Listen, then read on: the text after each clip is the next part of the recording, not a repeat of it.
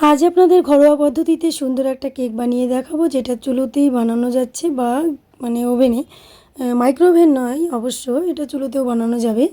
তো আমি এখানে কোনো কিছু নিইনি, ময়দা নিইনি, এখানে শুধুমাত্র গমের আটা নিয়েছি। গমের আটা যেটা রুটি প্রতিদিন খাওয়া হয়, সেই আটা দিয়ে আমি এখানে সুন্দর কেক বানিয়ে ফেলবো। সেটা অবশ্য প্রথম থেকে লাস্ট অবধি দেখতে হবে, তবেই কিন্তু বোঝা যাবে যে আমি কত সুন্দর কেক বানিয়েছি।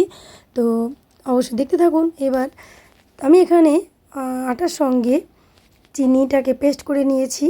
পেস্ট করা চিনিটা আমি এর মধ্যে দিয়ে দিচ্ছি। অবশ্য চিনিটাকে নিজের স্বাদ মতো দিতে হবে। এখানে কেকটা যত মিষ্টি হবে ততই কিন্তু ভালো।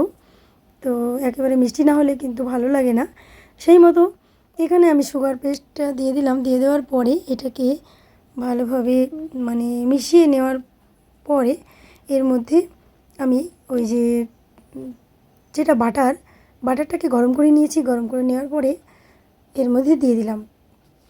আপনারা চাইলে ঘি বা সাদা তেলও ইউজ করতে পারেন। আমি এখানে বাটারটা ইউজ করেছি, তবে বাটারটার ফ্লেভারটা খুব সুন্দর লাগে আর খুব দারুণ ভালো হয়, তো ভালো লাগে। এখানে আমি মিশ্রণটাকে সব একসঙ্গে করে নিলাম। করে নেওয়ার পরে এখানে স্বাদমতো লবণ দিলাম প্রথমে। তো দেওয়ার পরে মনে হয় লবণটা না দিলে মনে হয় যেন কিছু দেওয়া হয়নি, এরকম মনে হয়, স্বাদ হয় না। তো লবণ দিলাম। লবণ দেওয়ার পরে খাবার সোডা, বেকিং পাউডার এগুলো দিলাম।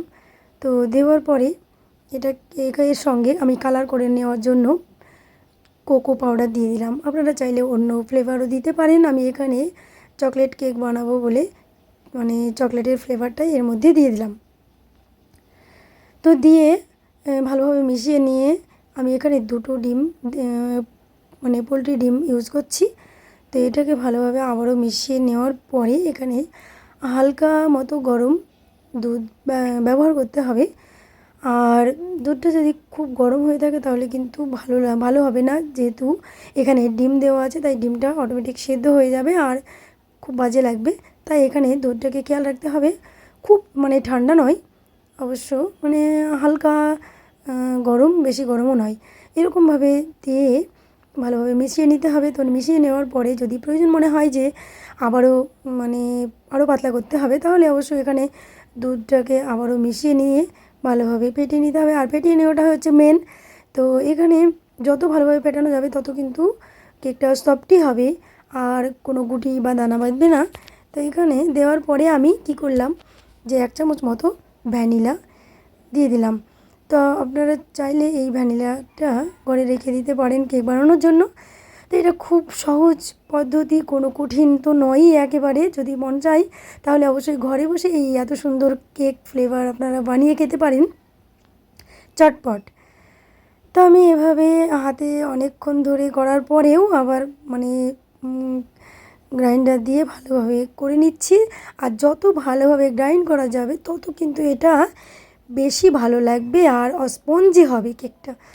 তো আমি এভাবে করে নেওয়ার পরে অনেকক্ষণ করে নিয়েছি, কিন্তু ক্যামেরাটা অতটা দেখানো যাচ্ছে না।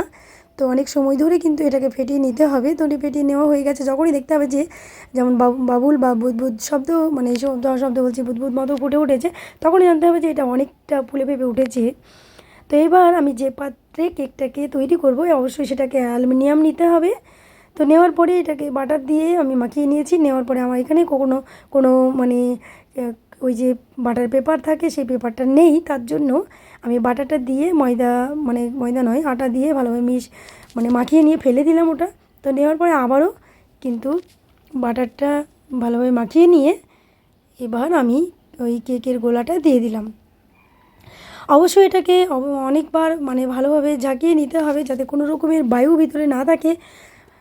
তো এইভাবে দেখুন আমি তলায় কড়ার তলায় জল দিয়েছিলাম। জল দেওয়ার পরে এটাকে বসিয়ে দিয়ে আমি ঢেকে দিয়েছি। তো দেওয়ার পরে আমাকে অনেকটা ফুলে গিয়েছিলো। তো এটা 2 টুকরো করে নেওয়া হলো। 2 টুকরো করে নেওয়ার কারণ হচ্ছে মাঝখানে একটা ক্রিম দিতে হবে। ক্রিমটাকে অবশ্য ফেটিয়ে নিতে হবে, সেটা আমার দেখানো হয়নি, তবে এরপরে অবশ্যই দেখিয়ে দেবো। তো ক্রিমটাকে ফেটিয়ে নিয়ে আমি এইভাবে সুন্দর করে সাজিয়ে নিলাম। আপনারা যদি পারেন তবে অবশ্যই করবেন। ভালো থাকবেন।